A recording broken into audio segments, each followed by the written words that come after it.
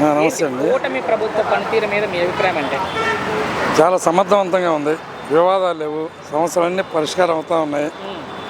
అభివృద్ధి కంటికి కనబడే అభివృద్ధి కూడా ఉంది, కంటికి కనిపిస్తుంది అభివృద్ధి. సో గత ప్రభుత్వానికి ఈ ప్రభుత్వానికి ఏమైనా తేడా గమనించారు? చాలా విషయాలు తేడా ఉంది.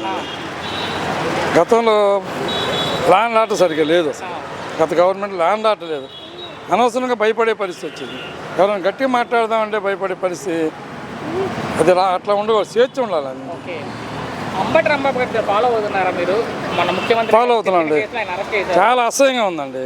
ఆయన ఎమ్మెల్యేగా చేసి ఒక లాయర్ అండి, ఎంత బాధ్యతగా ఉండాలండి. సాధారణ కొట్టగాడు బుడ్డాళ్ళు సరదాగా తిట్టుకుంటారు బూతులు, కోపం వస్తే అది తిట్టొచ్చా ముఖ్యమంత్రిని? బెయిలే ఉందండి, ఇంకా చాలా 20 కేసులు ఉన్నాయి. అసలు ఆయన ఆ స్థాయికి వెళ్ళకూడదు, అలాంటి పరిస్థితి ఆయన తెచ్చుకోకూడదు. అసలు చాలా అసహ్యకరమైన మనిషే పుట్టి అంత వయసు ఉండి ఆదర్శంగా ఉండాల్సినటువంటి ఎమ్మెల్యే అలా ప్రవర్తిస్తే అతను తన కార్యకర్తగా ఏం చెప్తాడు? తన ఎమ్మెల్యే కదా, తన కార్యకర్తలు ఏమి డైరెక్షన్ ఇస్తాడు? నిన్న వినలేదు అదే అంతే. చాలా తగు కూర్చున్న వాళ్ళు ఏం చేస్తారు, చట్టం వదిలిపెట్టదు. చట్టం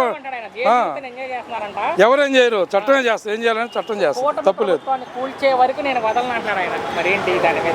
అది రాజ్యాంగం చట్టం ఇవన్నీ ఉన్నాయి కదా. కూటమి అతని మీద పోరాడాల్సిన పని లేదు. కూటమి చేసే పని ప్రజల కోసం అని చెప్పి మంచి పరిపాలన చేస్తుంది.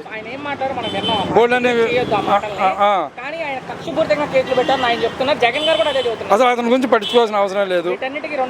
సమాధానం చెప్తా ఉన్నారు. ప్రెస్ మీట్ కూడా ఉంది జగన్ గారిది.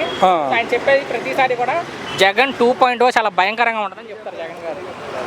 అసలు ఉన్న 5 సంవత్సరాలు ఏం చేయలేకపోయారు, అభివృద్ధి లేదు. బట్టున్నకి డబ్బులు పంచారు. అది ఎవరైనా ఏ చదువు రాని అప్పు చెప్పినా కూడా డ్యూటీ చేయగలుగుతాడు.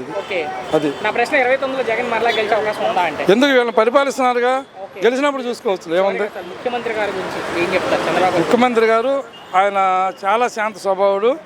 మన గాంధీవాదం అంటావే, గాంధీలాగా కొల్లాయి కొట్టు కట్టక్కర్లేదు, చొక్కా లేకుండా కేవలం పంచుతూ ఉండక్కర్లా. ఒక బిల్ గేట్స్ రేంజ్లో ప్రపంచ స్థాయిలో ఒక అత్యుత్తమమైన మంచి పరిణతి చెందిన రాజకీయవేత్త, బాధ్యత గల వ్యక్తి, సంస్కారవంతుడు, మంచి పరిపాలన దక్షుడు.